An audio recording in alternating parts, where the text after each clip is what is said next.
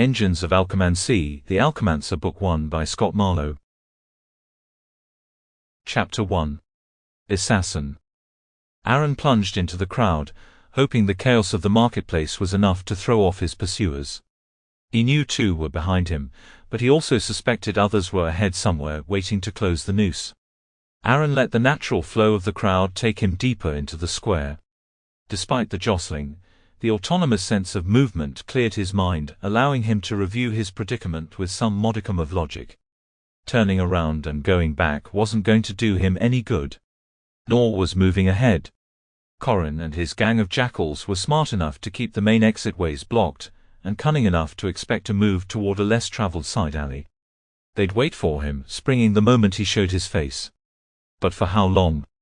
A plan began to form in Aaron's mind, one which was both logical in its conception and simplistic in its implementation. All he had to do to put it into motion was exercise patience and, Aaron took a deep breath and let it out, remain calm, which was not so easy as the crowd swept him along, moving him closer and closer to the market's other side, where Aaron was quite certain Corrin and a handful of his bullies waited for him.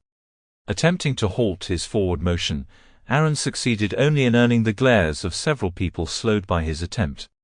He tried to go back, which proved even more futile, so he cut a path sideways, fighting for each step and apologizing as he went until finally he burst from the crowd. He emerged in front of a stall where a table held wooden figurines for sale. Aaron gave the trinkets nothing more than a cursory glance. His concern right now was behind him, where his pursuers might have noticed his change in direction and followed. When no one appeared, Aaron let out a sigh of relief. Turning back to the table, his gaze naturally fell on the display once more. On a whim, and with nothing to do now but stay put while he waited out his pursuers, he took a closer look. But first he straightened his sorcerer's robe, corrected the position of his satchel shoulder strap, and made a half-hearted attempt to fix his hair, which had started mussed this morning and looked no different now. With that done, he leaned closer to the table. Each figurine represented a different person or animal, and all were smooth and polished. Intrigued despite his earlier dismissal, he picked one up. The carving was of a soldier dressed in light armor. About as big as Aaron's hand, the figure stood at ease, with one wooden hand upon the pommel of a sheathed sword while the other held a footman's shield. The soldier had been carved from a single block of walnut.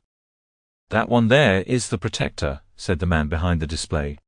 He spoke with a Vranan accent, a bit of the backwards in his inflection, as he flashed Aaron a smile missing several front teeth.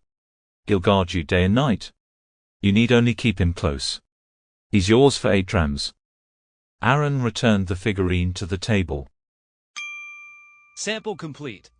Ready to continue?